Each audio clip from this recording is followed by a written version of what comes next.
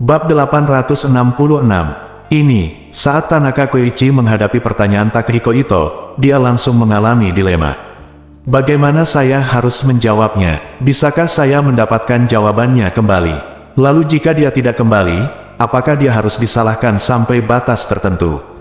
Akankah jawabannya kembali? Bahkan Takehiko Ito akan mengamuk sekarang. Tampaknya pertanyaan ini sangat sulit dijawab. Melihatnya ragu-ragu dan tidak bisa berkata-kata, jantung Ito Takehiko berdetak kencang dan dia berkata, "Tidakkah menurutmu 80% uang itu tidak akan kembali?" Tanaka Koichi dengan cepat menjelaskan, "Itu tidak benar, Tuan Ketua, menurut saya Anda tidak terlalu pesimis. Sejauh yang saya pedulikan tentang masalah ini, apakah saya bisa mendapatkannya kembali? Saya harus membukanya." Membuka, Ito Takehiko berkata dengan marah, "Apa bedanya ini?" dan tidak mengatakan apa-apa. Tanaka Hiroshi buru-buru berkata, "Presiden, memang banyak ketidakpastian dalam masalah ini, dan saya belum bisa mengambil kesimpulan sekarang, tapi jangan lupa, jika tidak berhasil, kita masih bisa menyelesaikan masalah melalui litigasi." Litigasi, Takehiko Ito menunjuk ke arah Tanaka Koichi dan mengutuk, "Seekor anjing telah memakan otakmu." Takahashi Eikichi dilumpuhkan oleh Ye Chen di jalan dan menjadi bahan tertawaan di Jepang. "Bagaimana jika saya menuntut dia karena mencuri $4 dariku? Ayolah, bukankah kamu akan ditertawakan oleh seluruh Jepang?" Tanaka Koichi berkata dengan canggung, "Presiden, ini $4. Kita tidak bisa mengaku kalah hanya karena takut ditertawakan, kan? Laba bersih seluruh keluarga dalam setahun tidak bisa mencapai jumlah ini." "Ya," Takehiko Ito berkata dengan sangat sedih, "situasi ekonomi saat ini sedang lesu. Laba bersih kami secara keseluruhan tahun lalu hanya lebih dari $300 juta AS. Jika tidak ada perbaikan besar tahun ini, mungkin akan ada peningkatan kehilangan. Kerugian juga sering terjadi pada keluarga besar atau perusahaan besar. Ambil contoh Zotie Motors dalam negeri, laporan keuangan mereka menunjukkan bahwa mereka kehilangan lebih dari 10 miliar yuan pada tahun 2019. General Motors Amerika Serikat, yang juga bergerak dalam industri otomotif, telah menderita kerugian karena manajemen yang buruk selama bertahun-tahun. Dalam sejarah General Motors yang berusia seabad, tahun terburuknya adalah kerugian langsung sebesar $38,7 miliar. Situasi ekonomi internasional menjadi dingin dalam 2 tahun terakhir, dan Takehiko Ito berada di bawah tekanan yang lebih besar. Dalam lingkungan pasar seperti ini, perusahaan farmasi dan kesehatan sebenarnya memiliki prospek pengembangan yang paling luas, karena masyarakat tidak perlu membeli mobil atau rumah, tetapi harus membeli obat-obatan. Karena itu, dia memutuskan untuk melakukan segala kemungkinan untuk berinvestasi di Kobayashi Pharmaceutical. Tanpa diduga, dia melangkah ke dalam lubang yang dalam. Sekarang setelah $4 jatuh ke dalam lubang dan dia tidak bisa mendapatkannya kembali, dia ingat bahwa dia sedang menggaruk-garuk kepalanya. Melihat Takehiko Ito sangat tertekan, Koichi Tanaka buru-buru membujuk, "Presiden, sebenarnya Anda tidak perlu khawatir sekarang. Kami berbeda dengan keluarga Takahashi. Keluarga Takahashi bahkan tidak tahu siapa Ye Chen, tapi setidaknya kita tahu siapa Ye Chen. Intinya adalah kita tahu bahwa dia adalah bos Kobayashi Pharmaceutical saat ini dan dia berada di Jinling, Tiongkok. Bahkan jika kita harus bertarung pada akhirnya, kita masih bisa menemukannya." Takahashi keluarga berbeda, mereka bahkan mungkin tidak dapat menemukannya.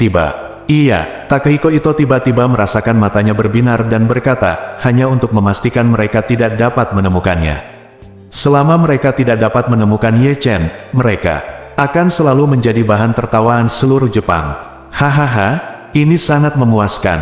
Setelah mengatakan itu, Ito Takehiko segera berdiri. Dengan bersemangat menyalakan cerutu lagi, menghisapnya, lalu tersenyum dan memerintahkan, "Tanaka, atas namaku, kirimkan buket bunga dan buah ke keluarga Takahashi." Ketika keranjang lewat oleh, mereka hanya mengatakan itu untuk menyampaikan belasungkawa, yang membuat mereka jijik setengah mati. "Hahaha, oke, Presiden, Saat ini, Nanako Ito yang berada jauh di Kyoto, masih duduk di halaman menunggu salju lebat yang dia tidak tahu akan datang. Ponsel di sakunya tiba-tiba bergetar. Ketika dia membukanya, dia menemukan bahwa itu adalah notifikasi yang muncul dari perangkat lunak. Judulnya adalah, "Takahashi Eikichi dipukuli di jalanan Tokyo dan kehilangan lengannya." Nanako Ito terkejut dan berpikir, Takahashi Eikichi sangat terkenal di Tokyo, bagaimana mungkin seseorang bisa menyerangnya di jalan. Namun, dia tidak tertarik pada Takahashi Eikichi dan tidak ingin peduli dengan gosip tersebut, jadi dia tidak mengklik untuk membacanya. Namun, begitu ponsel mengunci layar, langsung menyala kembali, dan ada notifikasi lagi dari software lain. Judulnya mirip dengan yang tadi, tapi yang ini menambahkan, pria misterius itu begitu kuat sehingga dia bisa disebut Dewa Perang. Nanako Ito yang memiliki kegemaran bertarung dan bela diri langsung bersorak. Dia sangat ingin melihat betapa kuatnya pria misterius yang disebut Dewa Perang oleh media Jepang itu. Kemudian, dia menyalakan ponselnya dan memutar videonya. Ketika Ye Chen dikelilingi oleh orang banyak dan tidak ada yang terlihat, Nanako Ito berada dalam suasana hati yang sangat tenang. Ketika beberapa orang dengan cepat terlempar, dia tidak bisa menyembunyikan keterkejutan di wajahnya dan bergumam, pengawal Takahashi Eikichi bukanlah orang biasa. Ini menunjukkan bahwa kekuatan orang ini sungguh sangat kuat. Kemudian, dia tiba-tiba mengeluarkan suara, kehilangan cengkeramannya pada telepon, dan menjatuhkannya ke tanah dalam sekejap. Ia buru-buru membungkuk untuk mengambilnya, untungnya tanah di halaman tidak keras dan teleponnya tidak rusak. Jadi dia mengangkat telepon dan tidak sabar untuk terus melihatnya, ekspresinya menjadi semakin ngeri dan bersemangat. Dia berseru dengan penuh semangat, "Ye Chen Jun, ini benar-benar Ye Chen Jun." Saat ini, Nanako Ito telah berubah menjadi gadis pengejar bintang. Dan Ye Chen adalah idola kelahirannya. Oleh karena itu, setiap kali dia melihat Ye Chen, dia tidak bisa menyembunyikan kegembiraan di lubuk hatinya. Terlebih lagi, Ye Chen dalam video tersebut sangat anggun, dan mendominasi. Ito Nanako, yang selalu tenang dan tenang, tidak bisa lagi mengendalikan nafsunya saat ini, dan berkata pada dirinya sendiri dengan terkejut, Ye Chen Jun sangat tampan dan kuat. Kekuatan semacam ini memang merupakan tingkat master dalam seni bela diri. Pantas saja dia bisa mengalahkan Tuan Kazuki Yamamoto dengan satu telapak tangan. Dengan kekuatannya, meskipun Tuan Kazuki Yamamoto menyerangnya di saat yang sama, akan sulit baginya untuk menang. Nanako Ito menonton video tersebut beberapa kali dengan kegembiraan yang luar biasa seperti seorang wanita muda. Saat ini dia ingin segera kembali ke Tokyo dan berusaha sekuat tenaga untuk bertemu Ye Chen. Namun, setelah beberapa saat, dia menyerah pada gagasan itu. Dia tahu bahwa setelah Ye Chen menggulingkan Takahashi Eikichi, dia pasti akan menghadapi sasaran keluarga Takahashi, dan ayahnya juga memiliki konflik dengannya. Jika dia pergi mencarinya saat ini, apalagi apakah dia punya energi untuk menemuinya. Hanya saja dengan menemuinya sendiri, kemungkinan besar akan membawa masalah padanya. Nanako Ito melihat ke langit dan bergumam, "Saya hanya berharap Tuan Ye Chen dapat meninggalkan Tokyo dan meninggalkan Jepang dengan selamat. Mengenai apakah saya dapat bertemu dengannya lagi, itu jauh lebih penting daripada keselamatannya. Saya harap Tuhan memberkati dia dan Tuan Ye tidak akan pernah bertemu dengannya." Bahaya, bab 867. Malam itu, geng-geng di seluruh Tokyo bersatu tidak seperti sebelumnya. Dulu mereka berperang sendiri-sendiri sambil menjaga wilayah yang sama, bahkan saling bersaing, bermusuhan, dan berkelahi. Kini mereka semua menjadi kawan seperjuangan yang berdampingan. Semua orang berjalan beriringan, mencari seperti karpet, hanya untuk mengetahui keberadaan pria misterius yang menggulingkan Takahashi Eikichi. Namun instruksi yang mereka terima bukanlah untuk membunuh pria tersebut, melainkan segera melaporkan keberadaannya kepada keluarga Takahashi. Selama petunjuk pastinya ditemukan, $1.000.000 akan diberikan.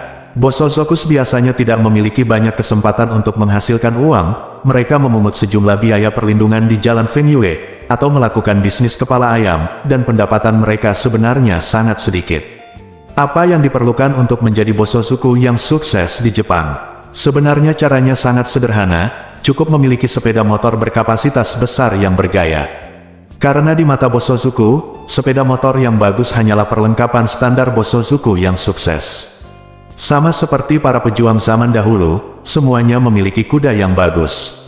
Namun, pendapatan sebagian besar bosozok tidak cukup untuk bertahan hidup, dan mereka tidak mampu membeli sepeda motor berkapasitas besar, sehingga mereka harus berjalan kaki, naik bus, atau naik kereta bawah tanah untuk melawan orang lain di jalanan. Adapun kenapa saya tidak naik taksi, itu karena tarif taksi di Jepang ternyata sangat mahal.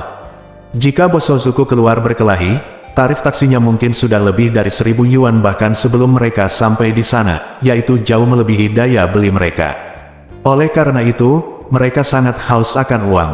1 juta dolar AS, meskipun dibagi kepada beberapa atau puluhan orang, masih merupakan angka yang sangat objektif di tangan seorang individu. Oleh karena itu, semua bos sosok ini turun ke jalan, memegang ponselnya, memutar video Takahashi Eikichi yang dipukuli, dan mencari Ye Chen di video tersebut. Namun mereka tidak berani mencari secara besar-besaran. Mereka hanya berani mencari secara diam-diam dengan mata mereka, karena mereka tahu bahwa orang ini luar biasa saktinya. Jika mereka melihatnya, mereka tidak boleh ragu-ragu, berbalik dan lari, dan laporkan berita itu kepada keluarga Takahashi saat mereka berlari. Benar, di saat yang sama, beberapa master ninjutsu yang diabadikan oleh keluarga Takahashi juga mengenakan pakaian malam dan menembus malam. Mereka sangat pandai menyembunyikan bentuk tubuh dan auranya, dan sangat pandai mencari dan melacak secara rahasia. Mereka adalah salah satu dari sedikit master yang benar-benar bisa terbang tanpa meninggalkan jejak apapun. Bagi para master ninjutsu papan atas, sangat mungkin bagi orang tersebut untuk berlari di depan dan anjing polisi papan atas mengejar di belakang. Dalam beberapa langkah, anjing polisi tersebut akan kehilangan semua petunjuk. Namun, meski pandai menyembunyikan keberadaannya, dalam hal kekuatan serangan, mereka masih jauh tertinggal dari para ahli bela diri dan ahli dalam Tiongkok. Namun sekali lagi, meskipun kekuatan absolut mereka mungkin tidak sebanding dengan kekuatan internal Tiongkok, efektivitas tempur komprehensif mereka tidak dapat diremehkan.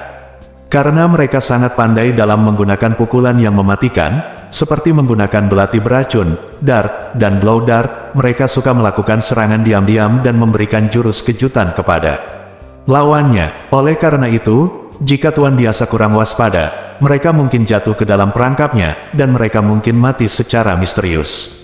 Misi para master ninjutsu ini adalah menemukan Ye Chen, diam-diam mengawasinya, dan membunuhnya setelah keluarga Su meninggalkan Jepang atau sebelum Ye Chen meninggalkan Jepang. Namun tidak mudah bagi para master ninjutsu ini untuk menemukan Ye Chen. Ye Chen tidak meninggalkan petunjuk apapun di tempat kejadian. Mereka hanya bisa menggunakan sistem pengawasan Tokyo untuk menyelidiki keberadaan Ye Chen sedikit demi sedikit.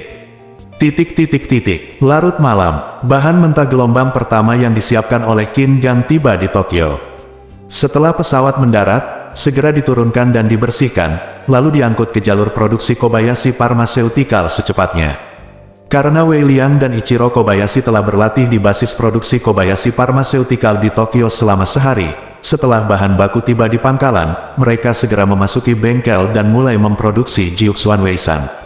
Selain itu, Wei Liang juga mengikuti permintaan Ye Chen dan mengajukan permohonan ke Badan Pengawas Obat dan Makanan Jepang untuk langsung mengubah nama Xiaolin Weisan menjadi Jiuxuan Weisan. Dengan cara ini, setelah uji coba produksi berhasil, Jiuxuan Weisan dapat meneruskan rompi sebelumnya dari Xiaolin Weisan dan langsung diluncurkan di Jepang dan negara-negara yang dicakup oleh Xiaolin Weisan. Selama uji coba produksi, Chen Zekai meminta bawahannya untuk mengantarnya ke rumah Ichiro Kobayashi untuk menjemput Ye Chen dan pergi ke tempat kejadian. Begitu Ye Chen masuk ke dalam mobil, Chen Zekai berkata dengan gugup, "Tuan, mengapa Anda tersedak oleh putra tertua keluarga Takahashi?" Ye Chen mengerutkan kening dan bertanya, "Bagaimana kamu tahu?" Chen Zekai berkata dengan tergesa-gesa, "Seseorang mengambil video saat Anda memberinya pelajaran dan mempostingnya di internet. Sekarang video tersebut telah tersebar ke seluruh internet di Jepang. Anda populer di Jepang." Ye Chen mengerutkan kening, dalam waktu kurang dari 2 jam, itu menyebar ke seluruh Jepang. Chen Zekai tidak berdaya, "Guru, pikirkan betapa cepatnya perbincangan silang antara Liu Guang dan Liu Ming menyebar di platform video pendek domestik kita. Kita memiliki lebih dari 1 miliar orang di Tiongkok, dan bahkan tidak setengah dari perbincangan silang itu terjadi. Itu menjadi populer di seluruh negeri ketika saya masih muda." Ye Chen mengangkat bahu dan berkata, "Industri internet dalam negeri kita sangat kuat, tetapi apakah internet Jepang juga begitu berkembang?" Chen Zekai menghela nafas dan berkata, "Guru, meskipun Jepang tidak begitu baik dalam beberapa tahun terakhir, Jepang masih merupakan negara maju yang mapan. Meskipun internet mereka tidak berkembang seperti kita, bidang hiburan video masih bagus. Kaum muda punya tidak melakukan apapun sepanjang hari, kecuali minum, makan, berbelanja, dan bermain ponsel." Saat dia mengatakan itu, dia menunjuk keluar jendela pada beberapa pemuda yang berjalan berdampingan di pinggir jalan, dan berkata, "Tuan, lihatlah bajingan-bajingan itu. Mereka hanya melihat ponsel mereka sambil berjalan. Mereka bahkan tidak melihat di jalan. Hal seperti itu saya harus membunuh beberapa orang setiap hari di Tokyo, dan saya memperkirakan sebagian besar dari orang-orang ini menonton video Anda." Ye Chen bertanya, "Apakah Anda memiliki perangkat lunak video pendek Jepang? Temukan dan biarkan saya melihatnya." Chen Zekei buru-buru mengeluarkan ponselnya, menemukan videonya dan menyerahkannya kepada Ye Chen. "Tuan, silakan lihat." Ye Chen melihat video itu dan menemukan bahwa videonya buram. Dia merasa lega dan berkata, "Untungnya, fotonya tidak terlalu jelas, kalau tidak, akan merepotkan jika seseorang yang akrab melihatnya. Saya memberitahu istri saya sebelum saya datang, di sini dia berbicara tentang datang ke Jepang untuk membantu orang-orang dengan Feng Shui. Jika dia melihat video ini, dia pasti ingin mengetahui apa yang terjadi pada saya." Chen Zekei berkata, "Anda dapat yakin bahwa perangkat lunak Jepang tidak umum digunakan di negara kami, dan video pendek Jepang memiliki pengaruh yang kecil di negara kami." Ye Chen bertanya kepadanya, "Apakah kamu yakin?" Chen Zekei mengangguk, "Saya yakin, di platform video pendek domestik kita, hanya ada sedikit orang yang serius membuat konten, dan sebagian besar sisanya hanyalah sekelompok birdi yang menyalinnya di sana-sini. Lelucon menjadi populer, saya berharap akan ada lebih dari 10.000 orang yang menjiplaknya, dan beberapa dari mereka adalah sekelompok bajingan jelek dan miskin yang berperan sebagai generasi kedua yang kaya, atau sekelompok pembohong yang menjual beberapa ikan dan udang rusak hidup-hidup pantai." Ye Chen tersenyum sedikit dan berkata, "Abaikan orang-orang ini, tolong hubungi Tang Sihai. Video saya ini tidak dapat disebarkan ke negara ini dalam keadaan apapun." "Baik, Tuan." Bab 868. Di bawah manajemen Wei Liang secara keseluruhan, lini produksi Xiaolin Pharmaceutical dengan cepat memproduksi bubuk Jiuxuan Wei yang sudah jadi. Ye Chen datang ke basis produksi Kobayashi Pharmaceutical di pinggiran kota Tokyo dan secara pribadi melakukan pemeriksaan kualitas. Setelah memastikan bahwa Jiuxuan Weisan yang baru diproduksi tidak berbeda dengan Jiuxuan Weisan yang diproduksi di Jingling, dia memerintahkan Wei Liang, kami harus memastikan bahwa jalur produksi Tokyo mempertahankan kecepatan saat ini, bekerja lembur, dan menghentikan orang dan mesin untuk menghasilkan produk jadi dalam jumlah besar dengan cepat dan dalam jumlah besar." "Baiklah Tuan Ye." Wei Liang segera mengangguk dan bertanya, "Ngomong-ngomong, Tuan Ye, kapan bubuk Jiuxuan Wei kami akan diluncurkan secara resmi di Jepang?" Ye Chen berkata, "Kami tidak terburu-buru untuk peluncuran resminya. Kami masih harus melakukan debug pada jalur produksi di Yokohama, Nagoya dan Osaka, dan kemudian mengumpulkan sejumlah produk jadi. Pada saat yang sama, kami juga perlu mempersiapkan iklan di Jepang untuk menjangkau konsumen di seluruh Jepang bahkan seluruh Asia." Seperti yang diketahui semua orang, Xiaolin Weisan telah ditingkatkan sepenuhnya, namanya telah diubah menjadi Jiuxuan Weisan, dan resepnya juga telah ditingkatkan. Efeknya setidaknya 10 kali lipat dari sebelumnya. Penjualan akan dimulai setelah kampanye selesai. Wei Liang buru-buru berkata, "Baiklah, Tuan Ye, setelah saya selesai memilah jalur produksi, saya akan segera mulai mempromosikannya." Ye Chen bersenandung dan berkata, "Karena uji coba produksi di sini berhasil, kita bisa pergi ke Yokohama besok."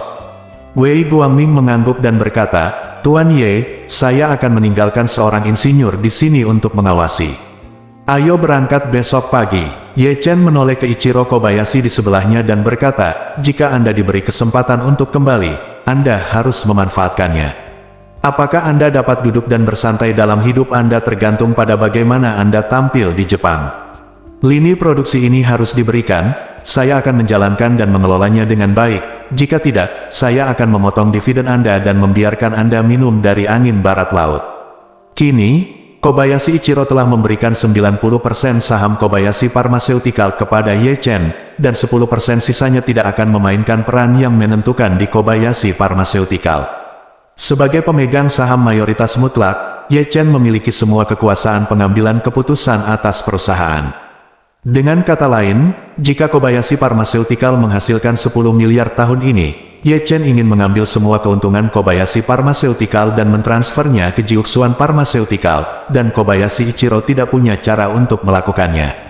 Jika saatnya tiba, semua keuntungannya akan diambil, dan tentu saja dia tidak akan bisa menerima dividen sepeser pun. Pada saat itu dia tidak akan melakukan apa-apa.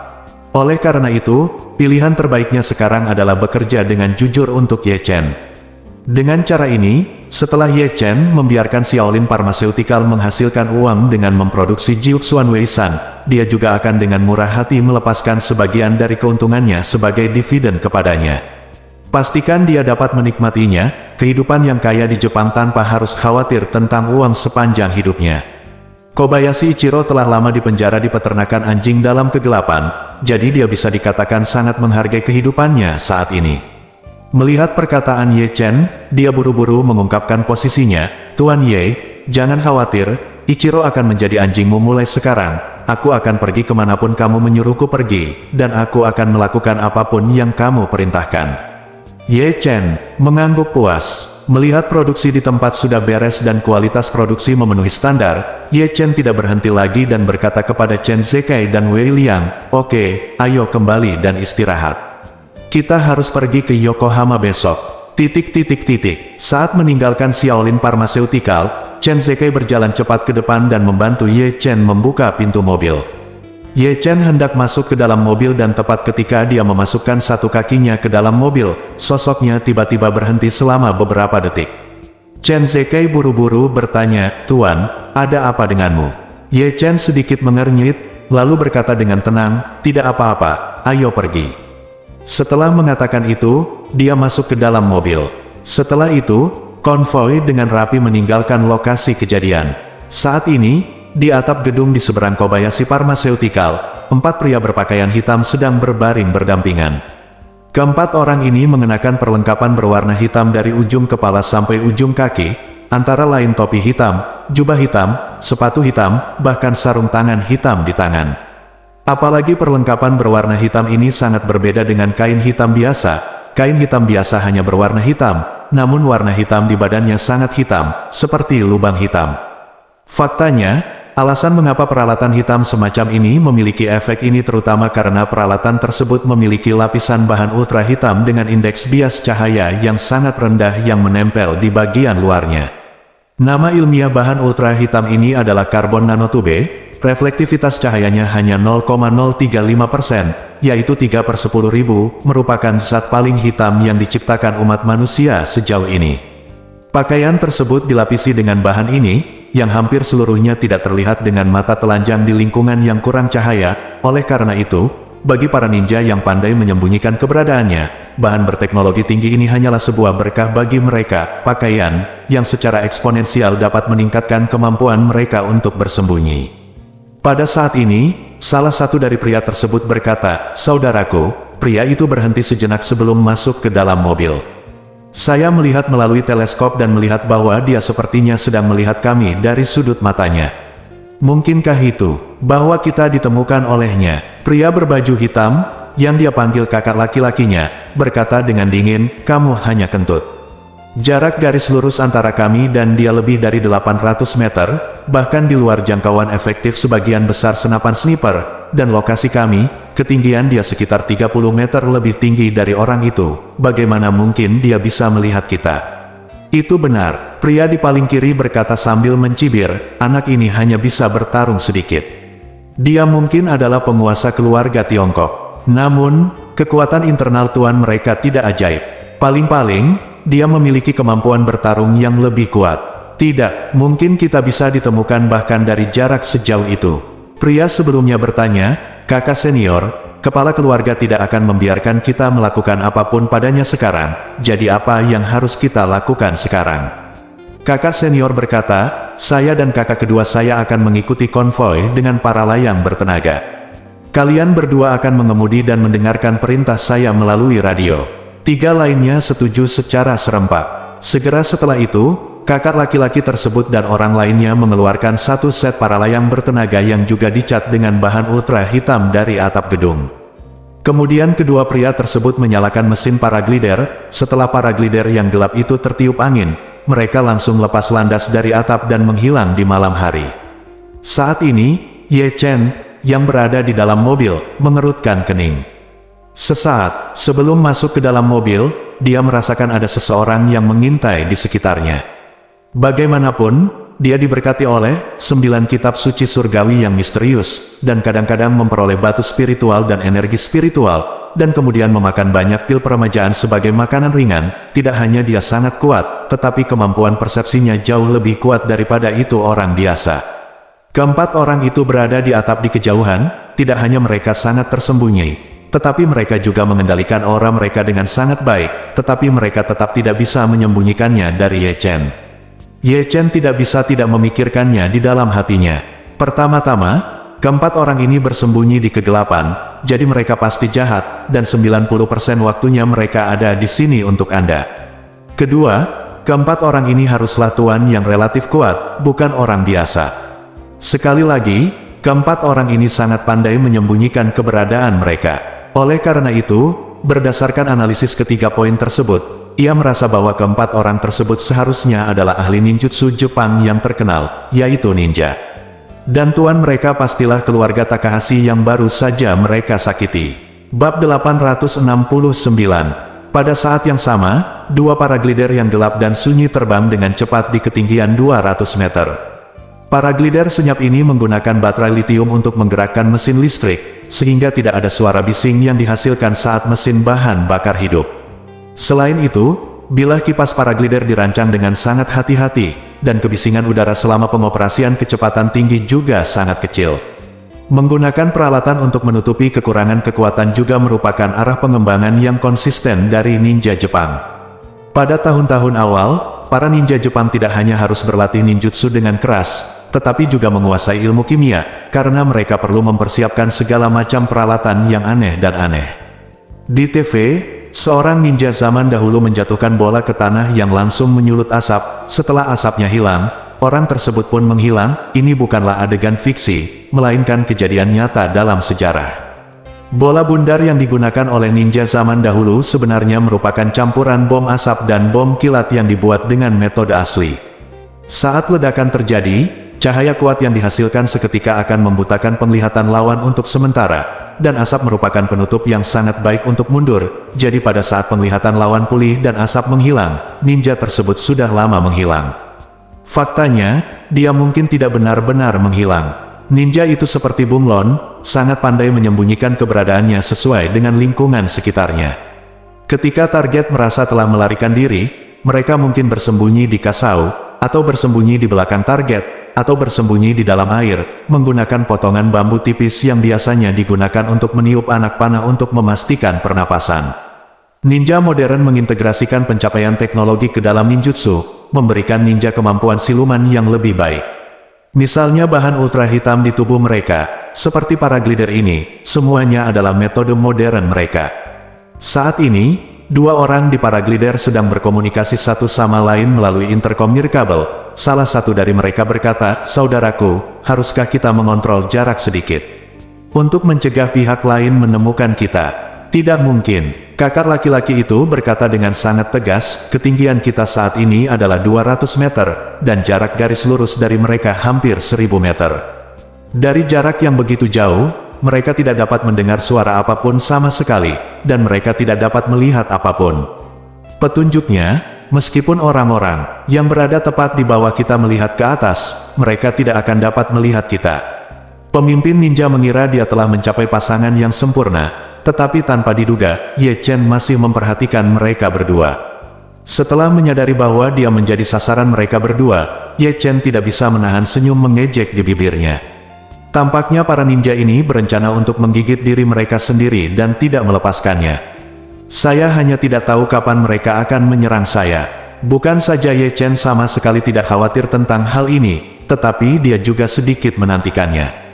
Ketika dia masih muda, dia menonton beberapa film, serial TV, dan kartun yang berhubungan dengan ninja, dan masih tertarik dengan profesi ninja.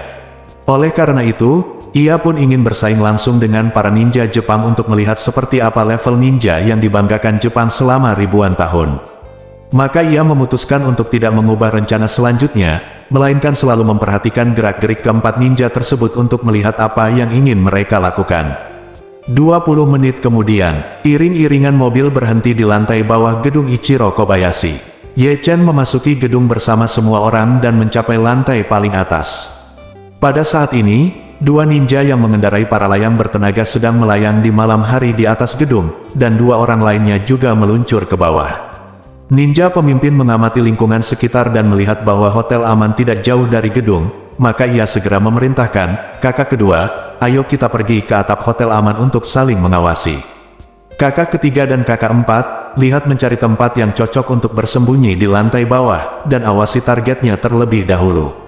Suara tiga orang segera terdengar dari interkom. "Oke, kakak." Kedua Dark Paraglider tersebut perlahan menurunkan ketinggiannya, dan akhirnya mendarat di atap hotel aman. Setelah mendarat, ninja terdepan langsung memanggil ayah Takahashi Eikichi, Takahashi Machi. Machi Takahashi saat ini berada di rumah sakit, dan putra sulungnya Eikichi Takahashi masih menjalani operasi penanaman pelat baja di kedua lengannya. Setelah operasi selesai, ia perlu istirahat dengan plester setidaknya selama 3 bulan agar berangsur pulih. Setelah menerima telepon dari pihak lain, Machi Takahashi langsung bertanya, "Tuan Fujibayashi, bagaimana situasinya?" Pria yang dikenal sebagai Tuan Fujibayashi ini merupakan pemimpin dari keempat ninja tersebut. Namanya Tenglin Zengze, dan keluarga Tenglin adalah salah satu dari 4 keluarga ninjutsu terkenal di Jepang. Dalam proses perkembangan ninjutsu Jepang, pernah ada seorang ahli ninjutsu bernama Tenglin Yasutake. Tenglin Bauhu ini pernah menjadi anggota keluarga papan atas Jepang yang terkenal, keluarga Tokugawa. Pada tahun 1676 ia menulis sebuah buku berjudul Wanchuan Jihai, yang menggabungkan esensi seni bela diri para jenderal terkenal dari Tiongkok dan Jepang di masa dinasti yang lalu, dan juga merujuk pada seni perang Sun Tzu dan seni perang Taigong yang terkenal. Seni perang dalam sejarah Tiongkok, buku ini kemudian dianggap sebagai ensiklopedia ninja. Sejak awal berdirinya, keluarga Tenglin secara bertahap menjadi keluarga ninjutsu terbaik di Jepang. Dan Tenglin Zengze adalah pewaris generasi keluarga Tenglin ini. Di Jepang, ninja selalu bergantung pada keluarga papan atas untuk bertahan hidup. Selama periode negara-negara berperang, keluarga besar Jepang dan shogun memiliki banyak ninja yang bekerja untuk mereka. Meski ninja modern semakin langka, master ninjutsu sejati masih mengandalkan keluarga papan atas. Hal ini terutama karena keluarga ninja kurang mampu menghasilkan uang, dan masyarakat modern menjadi lebih aman dan lebih fokus pada supremasi hukum. Sehingga mereka tidak dapat menghasilkan uang dengan membunuh orang dan membakar, sehingga mereka hanya dapat terus mengandalkan pada keluarga besar dan menjadi seorang guru yang disembah dalam keluarga besar. Dikatakan sebagai persembahan, tapi sebenarnya itu adalah cara membesarkan orang di penangkaran. Menahan ninja, memberi mereka cukup uang dan rasa hormat, dan membiarkan mereka bekerja sendiri juga merupakan hobi umum keluarga besar Jepang. Tenglin Zengze adalah seorang master yang dibesarkan oleh keluarga Takahashi. Di telepon, dia melapor ke Takahashi, "Tuan Takahashi, kami telah melacak alamat orang itu, yang berada di seberang hotel aman di pusat kota. Sekarang saya memantaunya dengan cermat di atap hotel aman. Menunggu instruksi Anda selanjutnya." "Oke, hebat." Takahashi Machi akhirnya menghela nafas lega dan mengertakkan gigi. "Selama aku menemukannya, aku tidak perlu khawatir balas dendam besar anakku tidak bisa dilakukan." Setelah itu, Takahashi Machi memerintahkan lagi, "Tuan Fujibayashi, Anda harus mengawasinya. Kemanapun dia pergi, Anda akan mengikutinya dan menunggu pemberitahuan saya selanjutnya. Namun, jika dia ingin meninggalkan Jepang, bunuh saja dia." Tenglin Zengze berkata, "Tuan Takahashi, yakinlah, mulai sekarang, saya tidak akan pernah membiarkan target lepas kendali kita." Takahashi benar-benar tahu, "Tuan Fujibayashi, jika semuanya sudah selesai, saya akan memberi Anda hadiah yang besar, hingga $10.000 AS. Tenglin Zengze tersenyum dan berkata, "Terima kasih sebelumnya, Tuan Takahashi." Takahashi Machi memikirkan sesuatu dan buru-buru berkata, "Ngomong-ngomong, Tuan Fujibayashi, Su Zifei, putra tertua dan cucu dari keluarga Su, tinggal di hotel aman. Jika Anda bisa, tolong bantu saya mengawasinya. Saya ingin untuk tahu apakah dia akan bertemu di hotel. Siapa yang dia bunuh, siapa yang dia telepon, dan apa yang dia katakan." Tenglin Zengze segera berkata, "Tidak masalah, saya akan memeriksanya sekarang." Bab 870. Saat ini, Aman Hotel Tokyo. Ini adalah salah satu hotel termewah di Tokyo. Su Ziyu dan Su Zifei sedang menginap di hotel ini saat ini. Mereka berdua menginap di tipe kamar terbaik di hotel.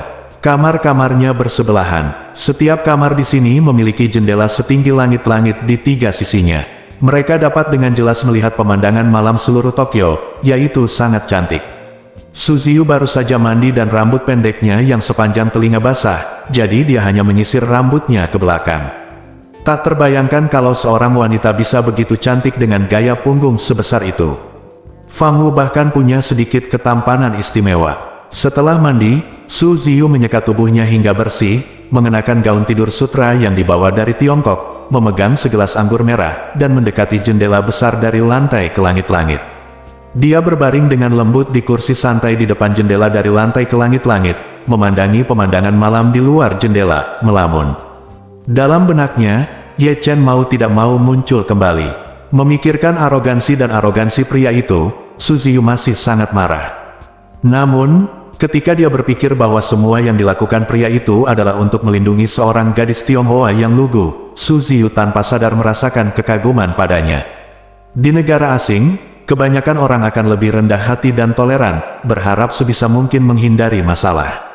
Dalam hal ini, meskipun Anda sendiri yang ditindas, Anda mungkin memilih untuk menahan ketenangan sejenak dan mengambil langkah mundur untuk melihat dunia, apalagi melihat orang lain ditindas dan membela orang lain. Terlihat dari pria tersebut memang sangat berdarah-darah dan memiliki pandangan yang bagus, namun ia hanya sedikit gila. Tentu saja, dengan kekuatan sekuat itu, tidak ada salahnya menjadi sedikit gila. Saat dia memikirkannya, dia tiba-tiba menerima pesan WeChat di ponselnya.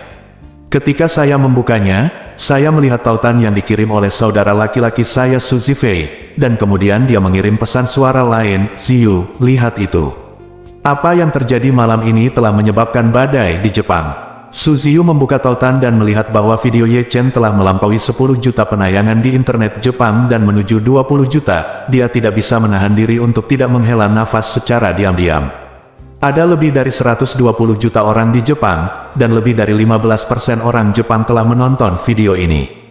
Perlu Anda ketahui bahwa Jepang masih merupakan masyarakat yang sangat menua, jika Anda mengecualikan orang tua, anak kecil, dan petani di pedesaan Jepang yang jarang mengakses internet, jumlah penayangan video ini sudah sangat buruk. Dan ini baru permulaan. Siapa yang tahu berapa banyak permainan yang akan dimainkan besok? Suzy Fei mengirim pesan WeChat kali ini, memberitahunya, Ziyu, ayah akan mengadakan konferensi video. Apakah sekarang nyaman bagimu? Suziyu bersenandung dan berkata, tunggu aku sebentar. Setelah mengatakan itu, dia berdiri, menemukan selendang sutra, dan menyampirkannya di bahu merah mudanya. Baju tidurnya berupa selempang berpotongan rendah dengan leher V yang besar, sangat nyaman dipakainya di dalam kamar, namun agak terbuka, jadi ia harus menutupinya. Setelah konferensi video tersambung, Su Soudao bertanya dalam video, Si Fei, Ziyu, apakah kalian berdua sudah sampai di hotel? Iya, Su Ziyu dan Su Zifei mengangguk serempak. Su Soudao bertanya lagi, apakah Anda pernah bertemu singkat dengan keluarga Takahashi? Belum, Su Ziyu berkata, awalnya kami berencana membicarakan niat kerjasama di ruang konferensi hotel malam ini, namun di luar dugaan, sebuah kecelakaan kecil menimpa keluarga Takahashi, dan Takahashi Eikichi menderita rumah sakit bersamanya. Su Soudao mengerutkan kening dan bertanya, apa yang terjadi? Apakah ini akan mempengaruhi kerjasama kita dengan mereka? Suziyu berkata, Takahashi Eikichi dipukuli oleh seorang pejalan kaki, tapi kejadian ini adalah kejadian yang tidak disengaja dan tidak akan mempengaruhi kerjasama. Itu bagus. Su Soudao menghela nafas lega dan berkata, kamu harus mengetahui dasar-dasar kedua keluarga ini dan kemudian memilih yang terbaik. Dengan mengatakan itu, Su Soudao melanjutkan dengan ekspresi yang agak kejam, kamu harus menemukan orang dengan kekuatan terkuat dan sifat serigala terkuat untuk bekerja sama. Baik itu keluarga Takahashi atau keluarga Ito, selama kita memilih salah satu dari mereka, maka kita akan bergabung dengan mereka dan membunuh yang lain. Suziyu bertanya dengan heran, ayah, jika kita memilih perusahaan manapun untuk bekerja sama, tidak bisakah kita fokus pada kerja sama saja? Tidak perlu membantu mereka melawan perusahaan lain, bukan? Su Soudao berkata, aku pergi menemui kakekmu hari ini. Orang tua itu berkata bahwa keluarga Ye sepertinya ingin mengangkut kue ini melalui laut.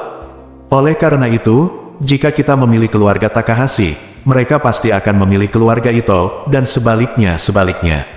Hal yang sama, Su Soudao terdiam sejenak, lalu berkata, yang dimaksud kakekmu adalah jika kita memilih keluarga Takahashi, maka kita akan bergabung dengan keluarga Takahashi untuk membunuh keluarga Ito.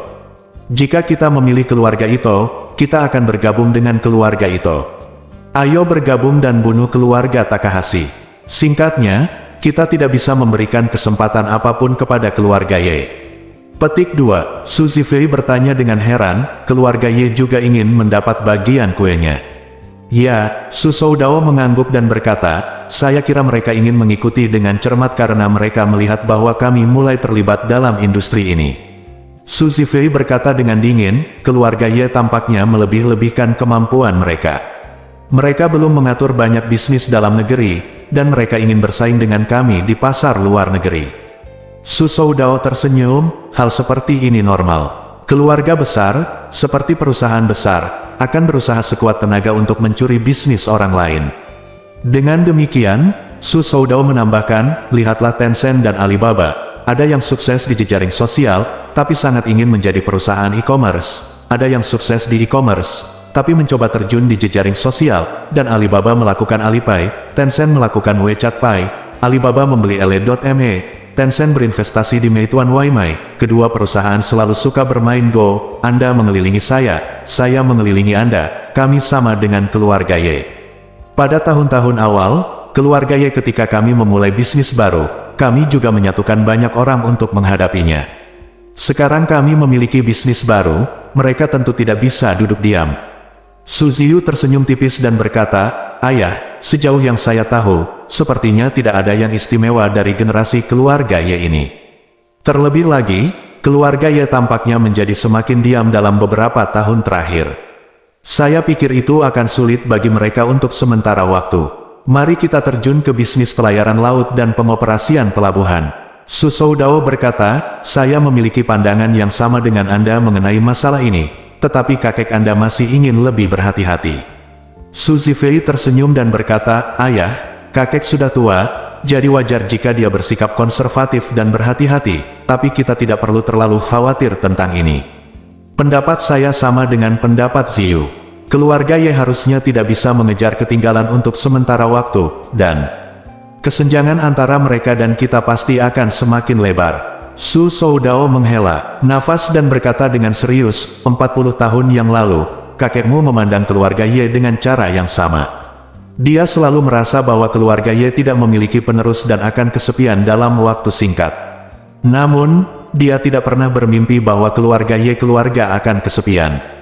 Ye Changying yang sangat cerdas dan hampir seperti iblis benar-benar muncul di keluarga, dan dia segera menyatukan keluarga Ye. Saat dia berbicara, ekspresi Su Soudao menjadi sangat serius, dan dia berkata kepada kedua saudara laki-laki dan perempuannya, Anda harus ingat bahwa keluarga besar seperti kita, seperti negara, seringkali mempertaruhkan nasib negara dalam sejarah panjang pembangunan nasional. Ya, seperti ketika Jerman menyerang Uni Soviet, itu adalah pertaruhan nasib negaranya. Jika taruhannya berhasil, seluruh Eropa Timur akan menjadi milik Hitler. Minyak, gas alam, biji besi dalam jumlah besar di Uni Soviet dan sumber daya lainnya cukup untuk mendukung kekuasaan Jerman di seluruh Eropa. Tetapi jika Anda kalah taruhan, Anda akan terjerumus ke dalam rawa pertempuran di dua front dan pada akhirnya berakhir dengan kegagalan.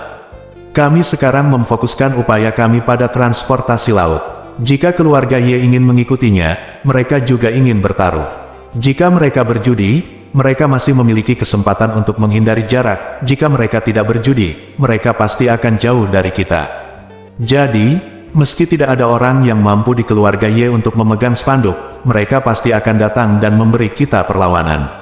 Dan kita, terlepas dari apakah keluarga Ye akan mengejar atau tidak, akan memotong jalan mereka. Pertama, bersambung.